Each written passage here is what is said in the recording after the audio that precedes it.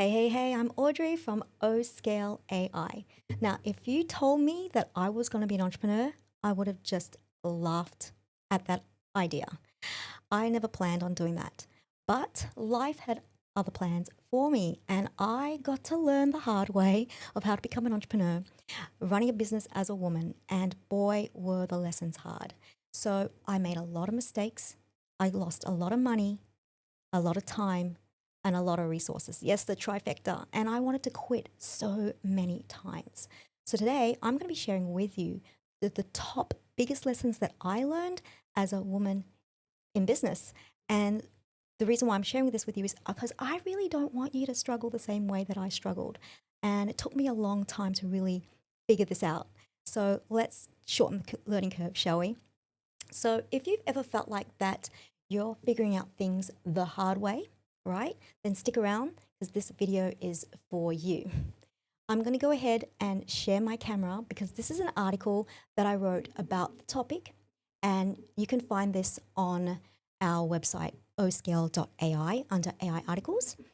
And I'm going to just jump right in and tell you all about my journey. But before I actually start with my journey and the 10 lessons, I do want to share with you a couple quotes that I love that is about learning from failure. And what this Henry Ford said is that failure is simply the opportunity to begin again, this time more intelligently. Now, I wish I knew about this quote earlier because keyword intelligently. I mean, fail all you like, right? But make sure the next time that opportunity comes around that you're doing it intelligently.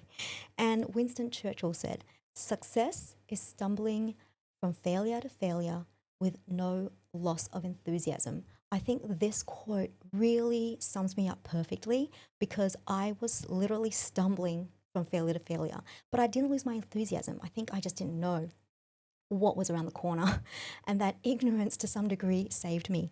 So basically, success is about really looking confident while you're tripping over your own mistakes, right? Kind of like a cat pretending it wasn't meant to fall off the couch, but at least you land on your feet. That's the main thing. So as we come back to share screen and I share with you my little story, this is how it all started. And I'm not going to go into detail because you can read the article on our website. But essentially, long story short, I did not, as I mentioned, plan to start a business. It became an accidental business when I was simply sharing something that transformed my life. And it started with a loss, really, losing my mum, something very personal. And that sent me down a rabbit hole into research, into holistic health and wellness and Eastern medicine and aromatherapy. And I was really desperately looking for answers. I really wasn't looking for a business. But guess what? The more I learned, the better I felt. And the energy returned, my focus was improved, my skin glowed, you name it. So I started sharing what I discovered. And that was just through passionate learning on my own, what was going on in my own life. Before you knew it, boom, business was created totally by accident.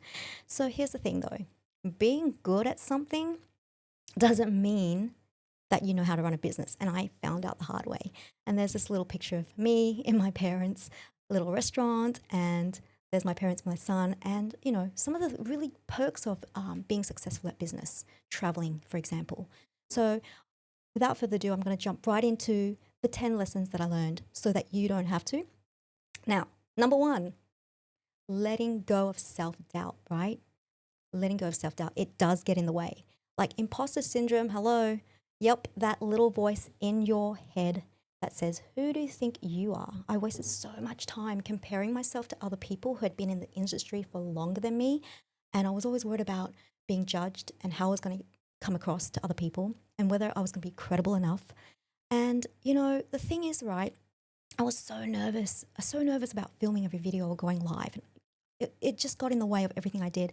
Imposter syndrome is kind of like that one toxic ex that keeps showing up uninvited, questioning your worth and ruining your good vibes. The best way to deal with it, though, is to ghost it. It really is. So, lesson here, confidence isn't something you wait for, it's something you build. Believe in yourself first, and the world will follow. Now, number two, taking criticism too personally. So earlier on, people told me, or someone told me, you're not made out to be doing business. You're not made out to be an entrepreneur. Oh, I even got this one. You're a little bit too intense. Wow, I didn't know that, you had to be a little less intense to be an entrepreneur. You have to dial it down, right? Or what about this one? You don't know what you're talking about. So I almost believed a lot of the stuff that people tell me, and I almost quit every single time. It got to me. But here's the thing, criticism isn't always personal. It's really an opportunity for growth. As you've probably heard before, criticism is just a reflection or an expression from that person based on their own paradigms and perceptions and experiences and beliefs and values. It has nothing to do with you. And even if that criticism or feedback is supposed to be constructive, this is a real great opportunity for you to take that on and grow from that. So, lesson here is really separate your emotions from business, right? And that doesn't mean to say that you don't have emotions in your business per se.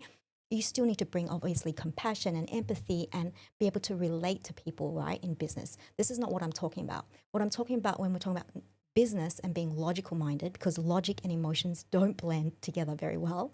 But when you're dealing with numbers, facts, and figures, and ones and zeros, and you have to make critical decisions, then you need to separate your emotions from business. Not all feedback is valid, but the right feedback can be a game changer.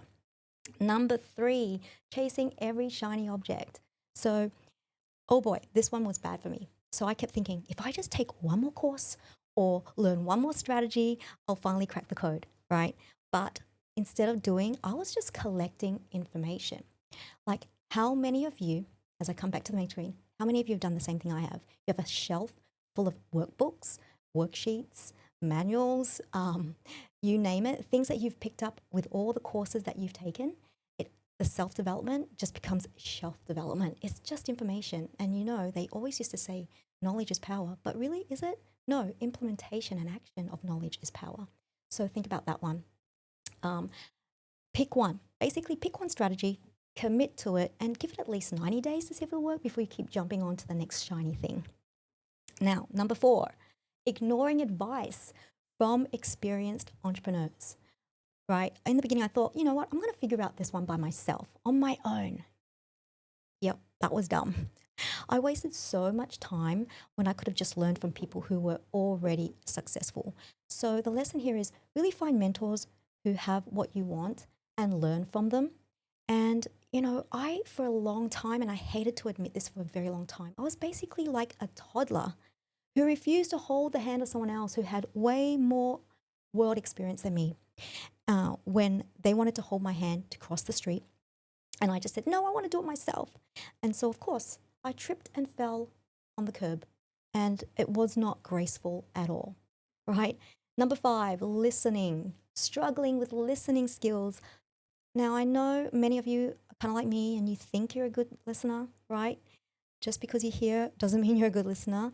And until I realized that I was mostly waiting for my turn to talk, or I've already got this voice in my head with an opinion about what I was hearing about. So this led to a lot of miscommunication, a lot of mistakes, and a lot of lost opportunities. So the next time someone wants to give you feedback, ask yourself, am I truly listening? Am I hearing what they are saying?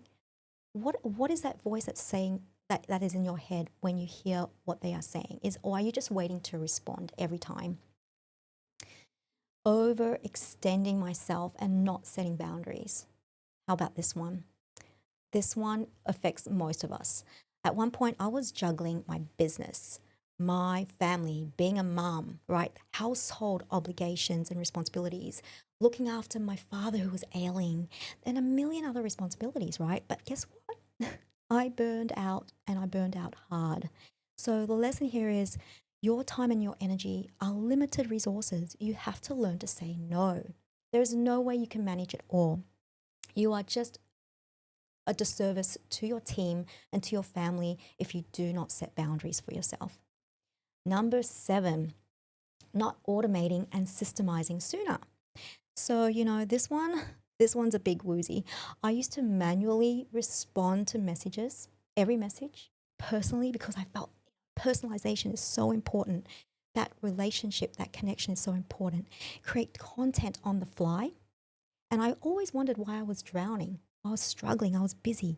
So for a while, listen to this, my business system was just remembering things while I was in the shower and then forgetting them instantly when I was drying off. All right, so that is not great, guys. Once I built a system though, for content creation, for communication, for social selling, everything started to click. I understood the potential of automation and how that could free me up from the mundane stuff and so I could focus on where I was required really. Everything got easier. So if your business feels overwhelming, it's not you. It's not you, excuse me. You just need better systems. Number 8, trying to do everything yourself.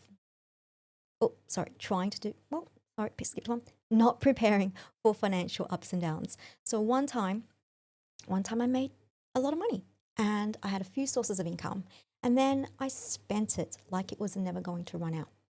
Whoa, reality check, guys. Business has seasons. Life has seasons. Everything is cyclical. That is the most fundamental principle. There is cycles and there are seasons. And when things seem great right now and up, you can be sure there's going to be a down, whether you like it or not. And there are going to be slow months. So always plan for the downturns and manage your cash flow wisely. Number 9, trying to do everything alone. Now, I used to think that asking for help meant that I was weak. Funny take on this is I then realized that strong people don't carry the couch up 3 flights of stairs on their own. They call their friends and then they make sure they order some pizza afterwards. So, really, what are you trying to prove by carrying that couch up 3 flights of stairs on your own? It turns out that not asking for help is the real weakness. Success is never a solo journey, right? Build a strong team of people around you and learn to delegate. And remember, you also can delegate better when you have systems. And number 10, relying too much on other people's brands instead of building your own brand. Now, for a long time, I thought that selling a product was good enough. And I hid behind the brand that I was selling instead of building up my own strong brand, right? It's your story and your voice. It's your unique story and voice that are your biggest assets. That is what sets you apart from everyone else that is selling that same brand. People buy you, they don't buy the brand. So the truth is, mistakes are inevitable, and every successful entrepreneur has made those mistakes. The difference is don't let those mistakes stop you. Learn from what I'm telling you now. Like, what are the main struggles that I've been through? This might sound, you've heard about all this before, but trust me, it comes back down to these basic principles, these basic lessons in life. And so instead of giving up, right, let's make some smarter moves here. Let's set clearer goals, track your progress daily, pivot quickly when things are not working, surround yourself by the right people, right? And more importantly, if you're getting the same results, find out why you're getting the same results and make changes, make adjustments, figure that out and make adjustments. What is holding you back from making those changes? What do you not like about change, right? What could be worth giving up so that you can have that breakthrough and make your business a success? So these are the little small shifts that I made and that I managed to turn my struggles into strengths. And I used all these failures as stepping stones to get through, to finally get through.